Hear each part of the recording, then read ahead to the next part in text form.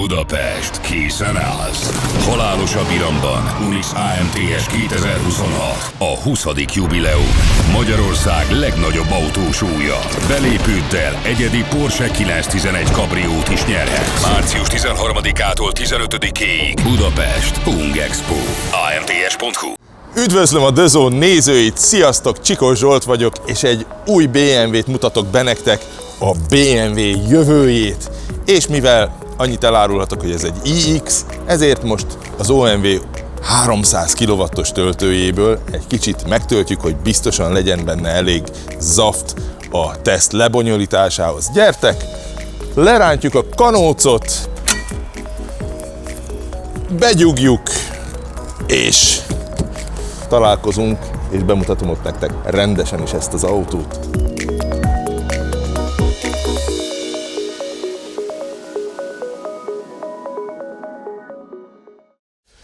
Hát a töltés az bőven kibírta, még autóztunk is egy kicsit.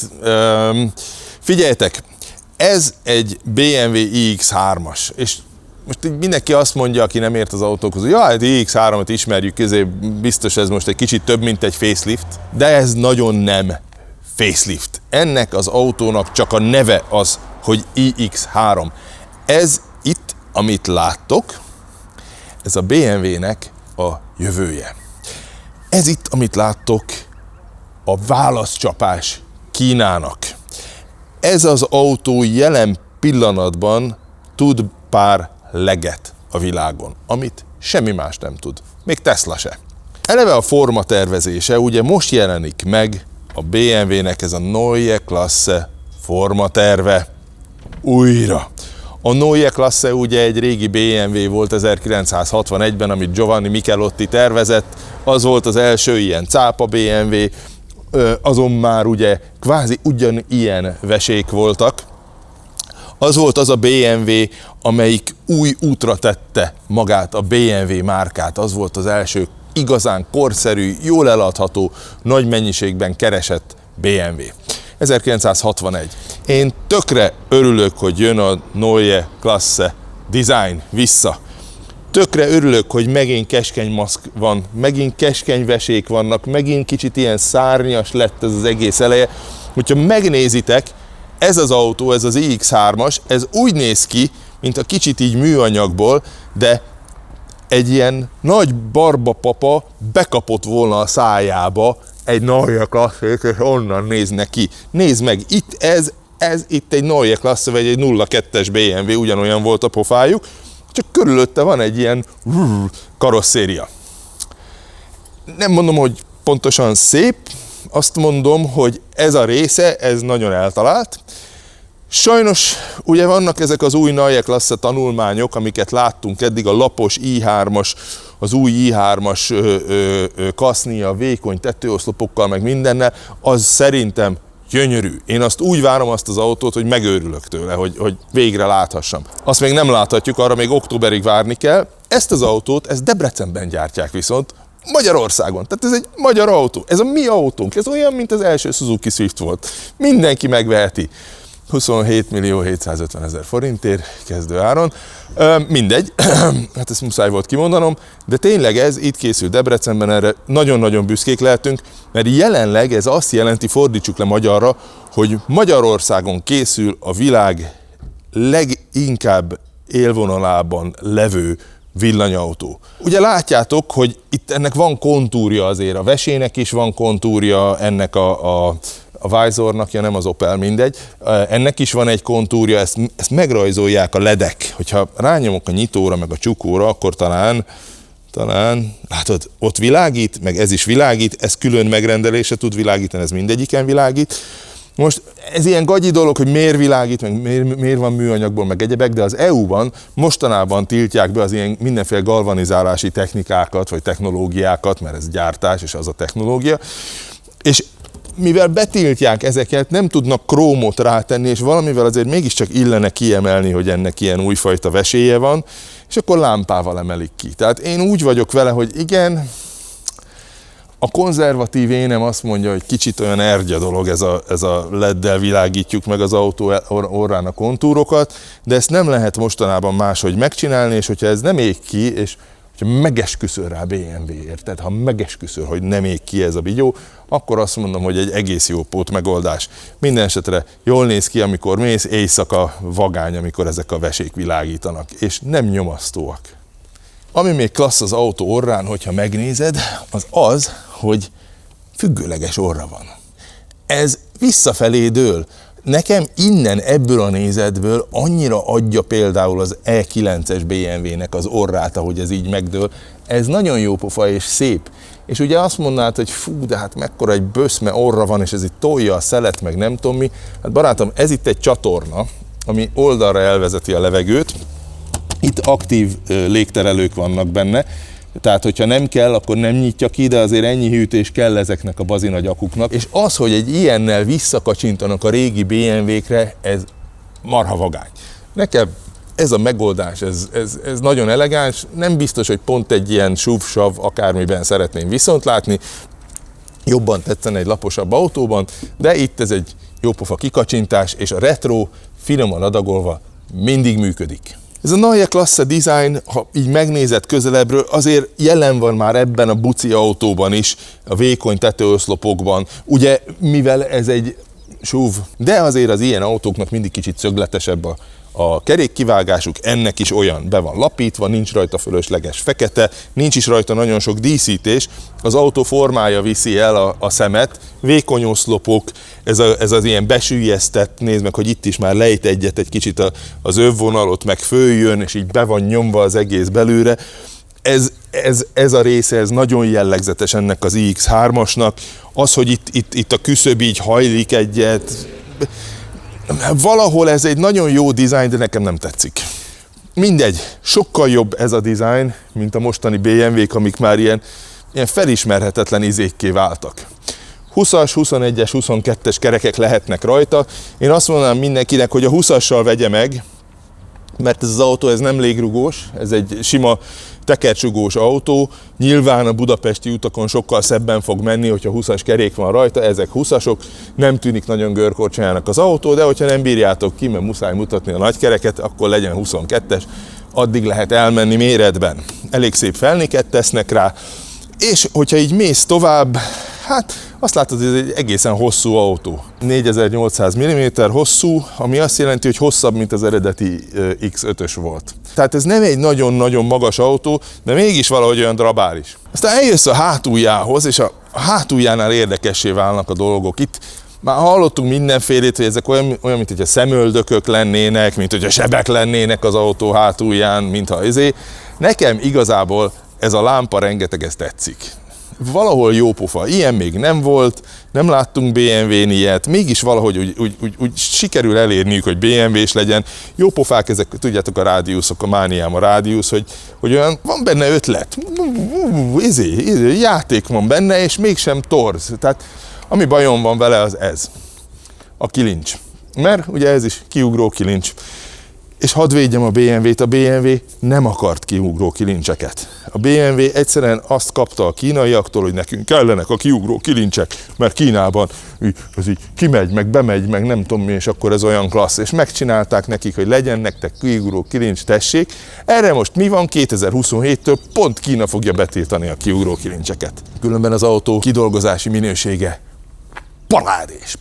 parádés, kifogástalan.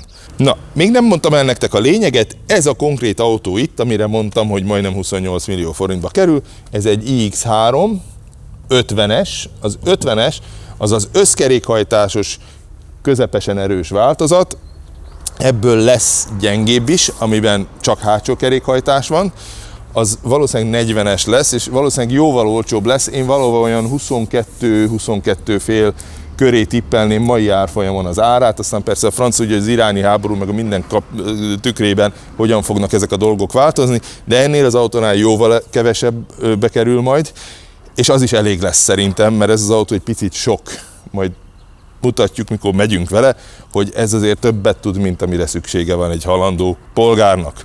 Ha már itt vagyunk a hátuljánál, akkor azért megmutatom, van egy elektromosan nyíló csomagtér, ahogy az szokott, nagyon jó és nagyon tágas csomagtartó van, tehát ez itt 520 liternyi csomagtér, el lehet érni a belsejét, tehát jók a méretei, elég lapos a fala, hogyha látod, van rögzítőkampó, nagyon-nagyon-nagyon, ilyen ember, azért ezt meg kell mutatnom nektek, hogy értsed, hogy miért kerül olyan sokba egy BMW. Nézd meg ezt a kalaptartót. Ilyen klassz kalaptartót én még nem is tudom, hogy láttam-e az életben. Marha erős, nagyon könnyű.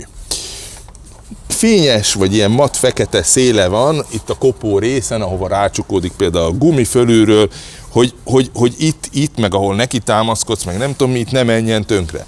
Itt szöveted van, nagyon szép szövet varrással. Mondom, erős az egész, nézd meg a zsinórját, tehát a zsinórja is olyan, hogy hát ezzel függőhidakat lehet fölhúzni. Nézd meg a kampót, itt nem csak így ráakasztasz egy ilyen csomózott fület, hanem ez egy kidolgozott alkatrész. Az egész olyan, hogy, na várjál, hogy jön ez ki? Így jön ki.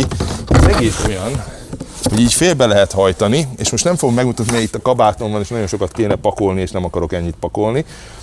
Ezt az izét, ezt oda be tudod úgy tenni, hogy eltűnik.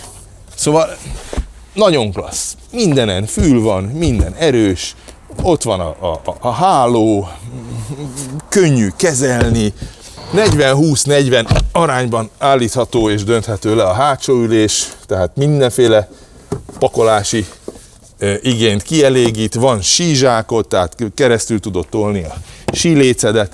Ez egy klassz csomagtartó. Ez itt a frankja.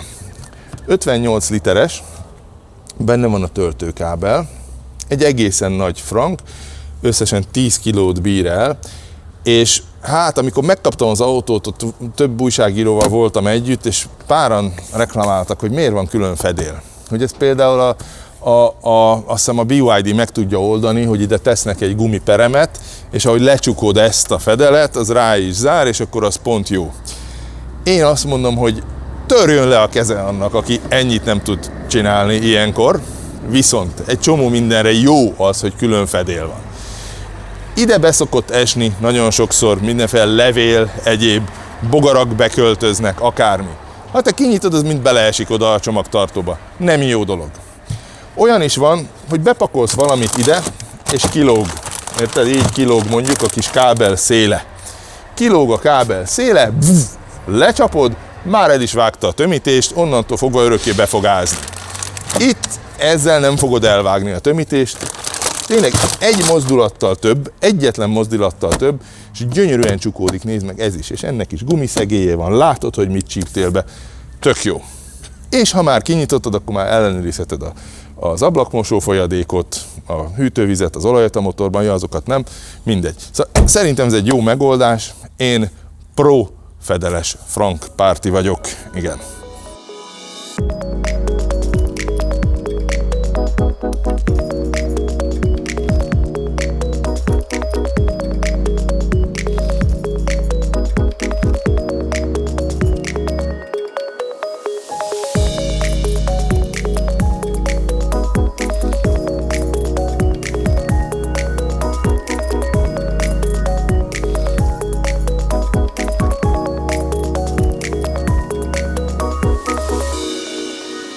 Figyelj, ide beülsz ebbe az autóba, és azért itt van egy ilyen occasion élményed, hogy itt valami különleges dologba ültél bele.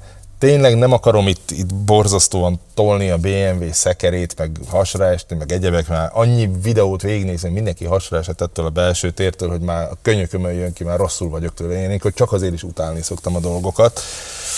A G utálja is például a kormányt, akárhogy is videózon a hátulról, most kérlek szépen tartsd vissza magad, mert hogy ennek így van a küllője. Ez a kettő a küllője, ez a két függőleges. Itt nincs küllője, tehát itt sajnos nem tudom neked megmutatni nagyon jól, de itt mondjuk a szemüvegem szárát, azt így itt át tudom dugni, látod, itt így átjön, és ezt át tudom húzni. Nekem tetszik ez a kormány, kicsit szögletes, rohadt jó a fogása, rohadt jól rámarkolsz mindenre, ami mögötte van. Szerintem ez szintetikus bőr, különben minden szintetikus bőr ebben az autóban, de olyan a tapintása mindennek, mintha valódi bőr lenne. Tehát úgy, és nincs műanyag szag az autóban.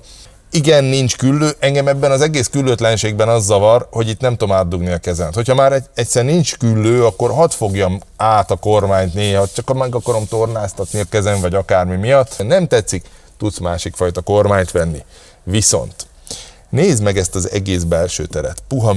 Puha műanyag, nagyon-nagyon jó pofa ilyen hússzínű anyag, szövet itt.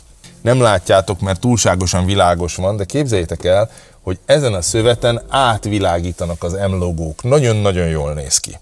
Harman Kardon hifid van, úgy szól, mint az állat, de tényleg, ez tényleg szépen szól. A Harman Kardon ritkán szokta elcseszni a hifid. Nagyon jól szól, higgyétek el. Nagyon jó az egész, jó az ülés, jó a kontúrja, kicsit nekem magasan ülsz, tehát én egy picit lejjebb engedném, és nem nagyon tudom lejjebb engedni. Itt is lekoppintották a Mercedes-től az ülésformájú ülésállítókat, ez van. Az ajtó ugye elektromosan nyílik, de legalább ilyen fizikai érzetű kapcsolóval, tehát tök jó. Ugye német autó, német prémium autó, nagyon vigyáztak rá, hogy a selyem textúrák, meg a szövet textúrák, mindenkivel rímeljen.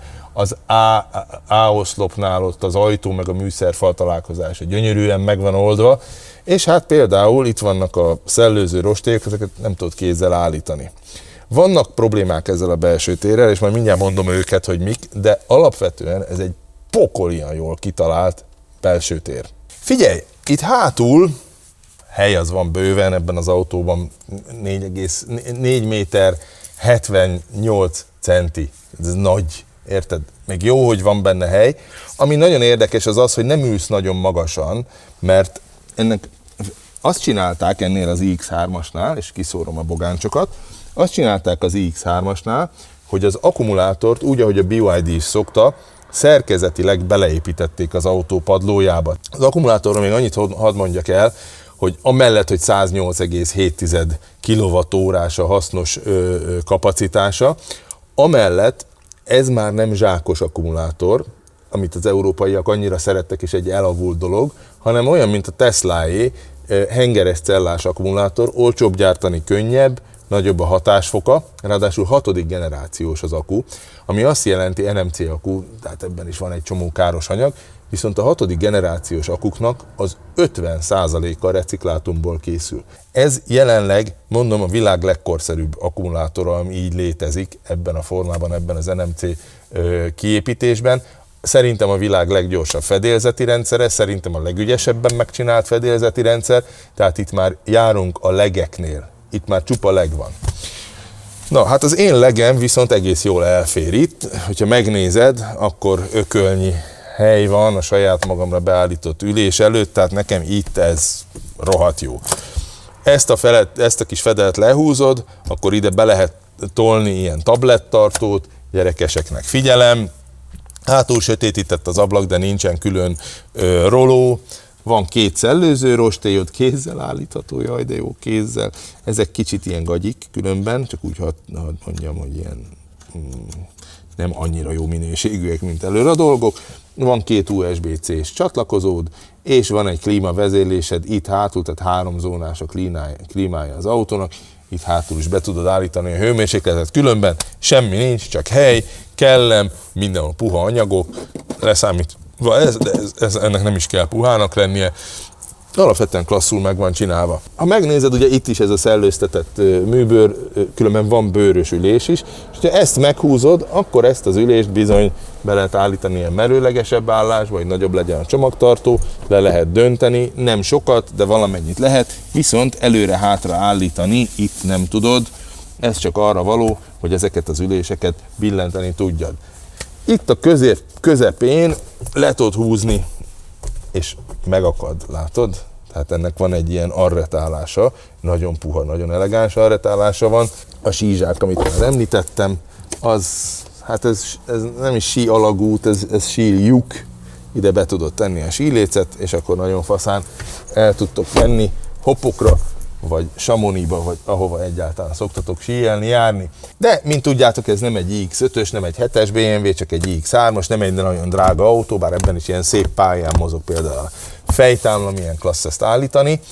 De az iX3-as azért az egy 3-as BMW alapúnak mondott valami, igaz, hogy ez egy teljesen egyedi elektromos architektúra, ez nem lesz benzinesben, ebben nem lehet benzinmotort tenni, még hibridet se. A Neue Klasse autók azok mindezt a dizájnt követik, mindezt a speciális padlólemezt kapják, egyiket se lehet benzinessé tenni, tehát ez egy külön kategória lesz, és te tudod majd mutatni a keskenyvesével, hogy én vettem meg a nagyon modern, nagyon csúcsragadozót. Ezt sem érdemes elfelejteni, de hát ilyen még ugye nincs a piacon. Most egyelőre még csak a normál iX3-asok árát tudjuk megnézni, ami még jelen pillanatban is talán kapható a BMW-nél. Szerintem most skubizzuk meg, hogy mennyibe kerül most egy nagyon újszerű, ezzel egyenértékű villanyos régi X3-as.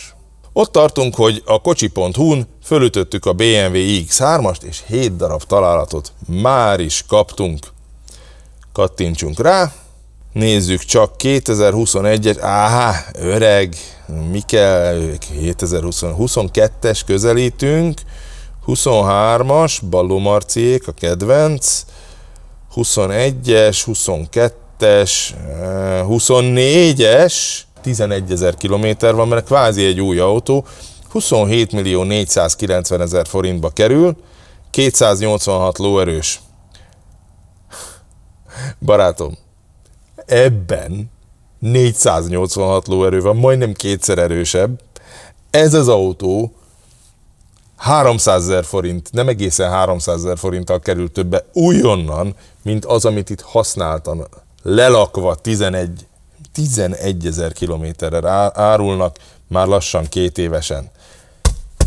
Nem egy rossz ajánlat, akármit is mondasz. Az első dolog, ami mindenkinek föltűnik, miután túljutott a kormány látványa okozta sokkon, hogy hű, baszod, hol van ebben a műszer? Hogy ott úgy, mi van? Mi van? Mi ez, egy Peugeot? Kicsit Peugeot, igen, mert itt is lejjebb van a kormány, mint maga az aktuális műszer, csak a Peugeotnál ilyen podra teszik, de mivel nem tudják eléggé megemelni, mert nem látnák ki az autóból, ezért pici kormányt használnak.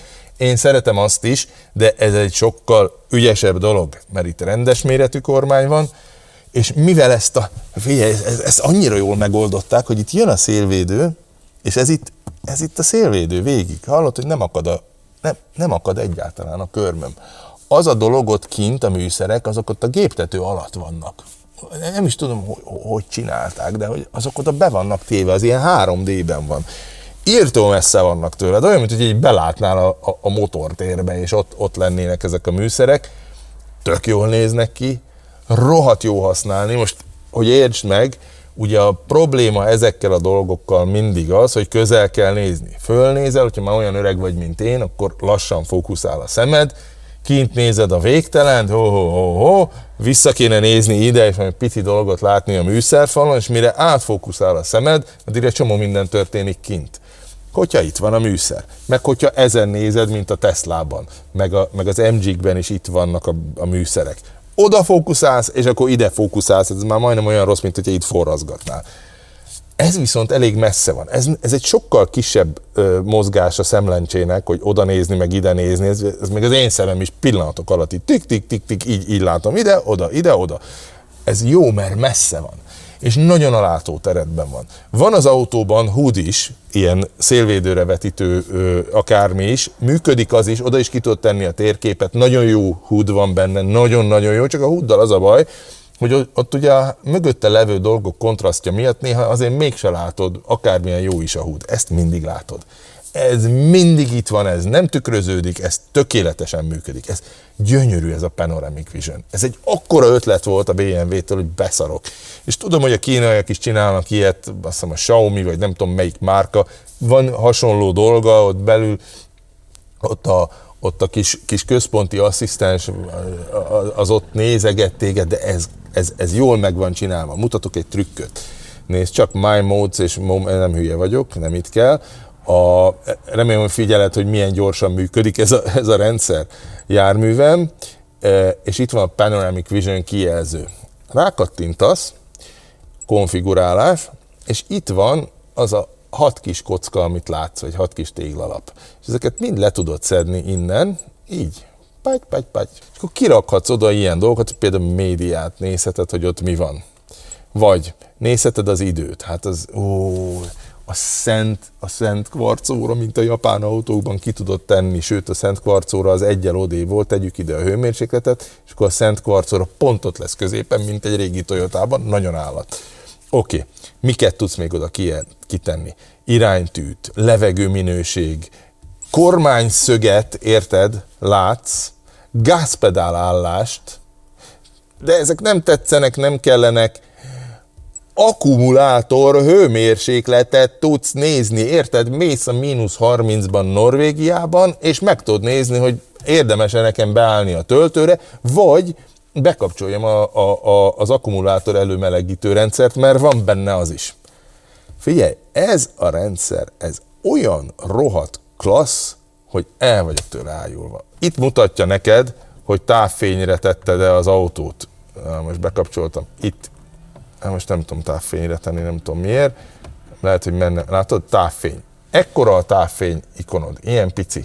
Ami zseniális viszont az az, hogy ide mindig kiteszi a legfontosabb kezelőszerveket az autó. Itt mindig más van.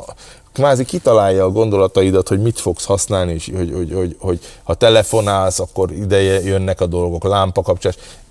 Egy gombnyomással ki tudod kapcsolni az összes ilyen figyelmeztető, sípoló, mindenféle szírszart, nem kell elengedned a kormányt, innen eléred. Azért ilyen furcsa paralelogramma alakú ez a kijelző, hogy ez a része ide essen a kezed ügyébe, és tudjad nyomkodni a dolgokat, látod? Nem kell kínlódnod vele, nincs turkálás ott, tök, itt nyomkodom, és akkor minden itt van. Egy gombbal ki tudsz mindent kapcsolni, van azért bajusz kapcsolód, nagyon jó, és itt is vannak gyors kapcsolód, ezek ilyen haptik érzékelős dolgok.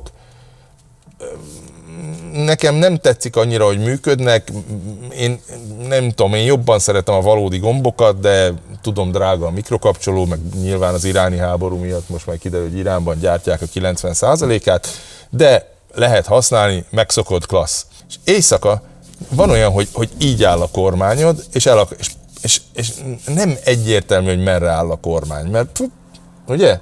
Igazából a hüvelykujjad tapintásával kéne észrevenned, hogy hát nincs ott a kiváljás, mert nem tudod, hogy mikor áll fölfelé a kormány, de biztos tennék erre egy ilyen sárga vagy piros jelet, mint a sportautókon szokás. Van két telefon tartód, de a kettő közül csak az egyik indukciós, a baloldali. A jobb oldali nem indukciós, a BMW nem csinál dupla indukciós töltőt, azt hiszem a BYD szokott csinálni.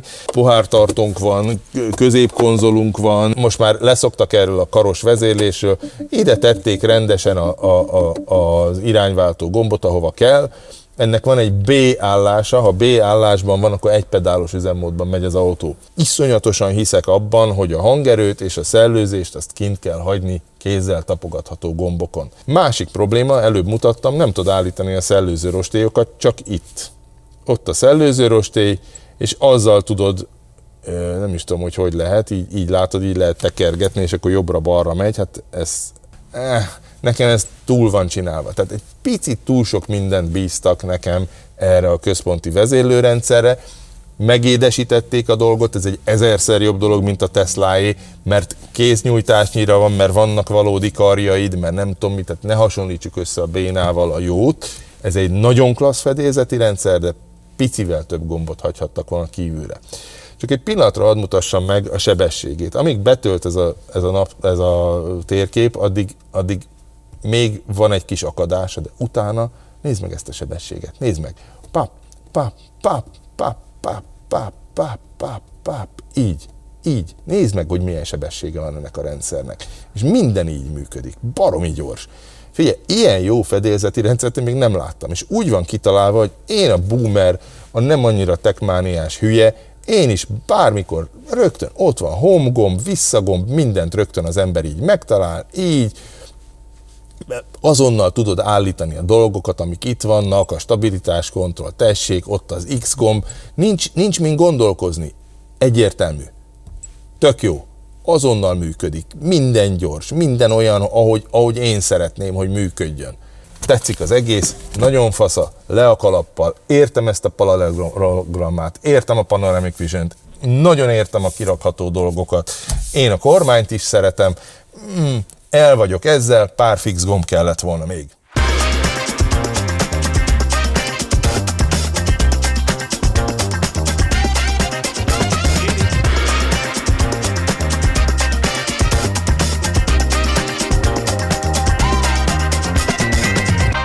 Hát akkor nézzük meg. Mondok egy pár adatot róla. Van benne összesen 469 lóerő, 645 Nm a maximális forgatónyomatéka, azért ezek elég komoly adatok. Vannak ennél erősebb elektromos autók, de azért ez már súlyos. Elől aszinkron motorja van, hátul szinkron motorja van. Ugye a szinkron motor egy drágább technikai megoldás. Mondhatnád, hogy akkor elől miért nem olyat használtak? Hát azért nem, mert ez egy erősen hátsó kerék hajtásra hangolt autó, tehát főleg a hátsó hajtóegység dolgozik, az első az csak néha kapcsolódik be, amikor kell. Arra jobb is volt, hogy egy olcsóbb megoldást használják, így az autó árát normális keretek között lehetett tartani. Elő 166 lóerőnyi teljesítményed van, hátul 325 lóerőnyi teljesítményed van, ezek adják ki a 469-et, mikor mind a ketten beszállnak a hajtásba. Az akkumulátor alattam 108,7 kW-os bruttó, vagy nettóban, bocsánat, tehát ez mind használható belőle, és a VLTP szerinti hatótávolságunk 805 km, amivel jelenleg az ilyen szabadidő, elektromos szabadidő autók között a BMW iX3 Neue Klasse világelső. Ennél semmi nem megy messzebb. Ez elképesztő. Tehát mondom, világelső kezelőrendszer, világelső hatótáv, és hát nagyon sok mindenben azért ez az autó, ez bizony feladja a leckét a többieknek. Eszeveszetten, jól vezethetőre hangolták, és ha valaki, akkor a BMW ehhez nagyon ért. Eleve úgy oldották meg az elektromos rendszerét, hogy 4 különböző nagysebességű számítógép központ van benne. Tehát nem az, hogy van egy központi agy, és akkor a busz rendszeren kommunikál folyamatosan minden össze-vissza egymással, hanem a hajtásnak van egy külön vezérlőközpontja, a kijelzőrendszernek van egy külön vezérlőközpontja, azért ilyen bazi gyors. A komfort dolgoknak van egy külön kezelő számítógép rendszere, és az automatizált vezetésnek szintén van egy külön teljes önálló számítógép rendszere. Ezek egymás között a szükséges adatokat rendkívül nagy sebességgel szórogatják egymásnak. Az autó az olyan, mint hogyha be lenne kötve az idegrendszeredbe, hogyha nagyon szögletesen akarod vezetni. Hála a jóistennek, agyon tompították az egészet, tehát hogyha nem akarsz, akkor ezt olyan lágyan és kedvesen lehet vezetni, ami tényleg páratlan a villanyautók között. Van neki ez a Symbiotic Drive és Symbiotic Braking rendszere, szimbiózisban dolgoznak mindennel, tehát együttműködve, szinte összenőve dolgoznak mindennel. Ez igazából azt jelenti, hogy a különféle szervek, a fék, a hajtás, stb. Ezek borzasztó finoman, sorjamentesen rendszert kapcsolaton kommunikálnak egymással. Annyira mesterien, hogy például ez az autó a fékezések 98%-át azt elektromosan elvégzi. Alig használja a tárcsát, meg a betéteket, meg a fékmunkahengereket, meg a dugattyúkat, meg egyebeket. Elképesztő jó futóműve van ennek az autónak. Nagyon-nagyon jó fékje, tehát olyan jól adagolható ez a villanyfék, hogy komolyan mondom, ez lepipálja a klasszikus hidraulikus fékeket is. Iszonyatosan sokat foglalkoztak ezzel a kocsival. 17 milliárd euró, 17,5 milliárd euró ment bele a fejlesztésébe. Iszonyatos, borzasztó pénz. Mindent beletettek, hogy most azt mondják, hogy jó, emberek, most itt mindenki a kínaiakról beszél, és tényleg egész jók a kínaiak, ne becsüljük le őket, akkor megmutatjuk, hogy mit tud Európa, hogyha mi autót akarunk csinálni. Ez ugye egy villanyszervós kormány. A villanyszervós kormányoknak mindig van egy ilyen, hát nekem mindig olyan csinált érzetük van, de a csinált érzethez képest, adsz gázt, és így betolja a seggét a kanyarba. Annyira szépen, annyira jól dolgoznak együtt ezek a hajtásrendszerek ebben az autóban. Nagyon sokan azt mondják, hogy a rugózása is mesteri lett ennek az autónak, hogy ez egy tekercsrugós autó. Nekem a mérce ebben a kategóriában, ebben a SUV-SAV kategóriában, mondjuk a Porsche Macan, vagy mondjuk az Alfa Romeo Stelvio, de a Macan a legjobb szerintem az összes közül, és ez azért nem tudja azt, amit a Macan. A Macan ennél finomabban kormányoz, a Macan ennél még kevésbé imbolyogva mozog. Ugye hát én benzines meg dízel Macant vezettem, azok azért ennél az autónál könnyebbek. Ez egy 2385 kilós autó, ami különben nem olyan nagyon nehéz ahhoz képest, hogy mekkora bazi, óriási akkumulátor van benne. Ez egy viszonylag könnyű autó. Önmagához képest, ehhez a kategóriához képest nem nehéz. Nagyon kezes, nagyon jól olvas a gondolataidban a kormányzás.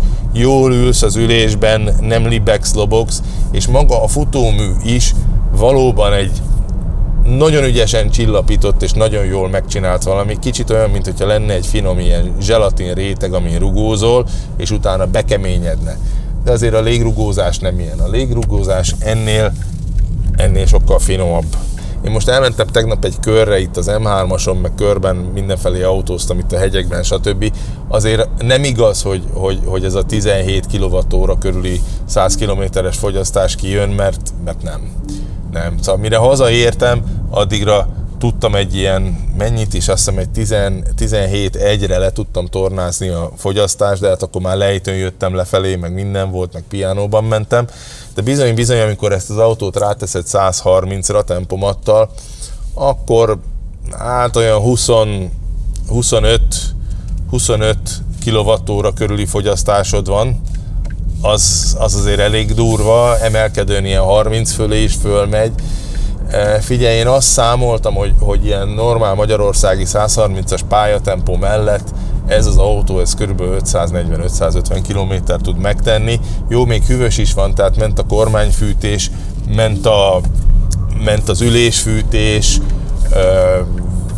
igen, de ez a reális. Pianóban vezetve, városban nem nagyon rugdalva a gáz, stb. Szerintem kijön belőle a 650 km, nagyon ügyes embernek a 700 is. Ez egy nagy, 1,6 méter magas, 2,4 tonnás, hát ilyenkor azért tolja az orrát, amikor ilyen szűk körforgalomban mész. Tehát ez egy nagy dög. Ez a tempomatos, nagyon finomra hangolt önvezető rendszer, ez tényleg jól működik, hogyha rendesen föl vannak festve a dolgok, de hogyha nincsenek, azért ez se tud csodákat. Pedig ez egy 2-es plusz szintű önvezető, tehát ez már majdnem elvezetné magát. Jobb, mint a többi, de ez még nem az, amire vágyunk. Ez még azért ezeken a zűrös magyar utakon még egy kicsit bukdácsol. Szóval igen, zseniális az autó, tényleg nagyon klassz a kidolgozása, le a kalappal, nagyon csendes, nagyon jól ülsz benne, nagyon szép ez az egész, és nagyon jól használható ez a Panoramic Vision műszerfal. Hasraesve azért a rugózástól én személyesen nem vagyok, hasraesve az önvezető rendszertől nem vagyok, de hogy egy jót lehet vele autózni, ahogy egy BMW-vel illik, az biztos. Nagyon klassz. 4.9 alatt van 100-on, 2.10 megy korlátozottan, és még akár az akkumulátor hőmérsékletét is meg tudod nézni ott a kijelzőn. Erre azt mondom, hogy ez egy nagyon-nagyon fasza autó. Nagyon-nagyon fasza. Gratulálok BMW, és gratulálok, hogy az árat is itt tudtátok tartani. Tudom, hogy nagyon sok a 28 millió forint, de nézd meg, használtan. Szintén ennyibe kerül az előző modell, ami ennél sokkal kevésbé jó. Megérkezett a simplebiztosítás.hu, ahol nagyon egyszerű újrakötnöd vagy megkötnöd a köteleződet és a kaszkódat. Ráadásul nem csak egyetlen biztosító termékeit látod majd, hanem számtalan kedvező ajánlat közül válogathatsz. És ami a legjobb, hogy a Simple appal egy helyen kezelheted autós ügyeidet.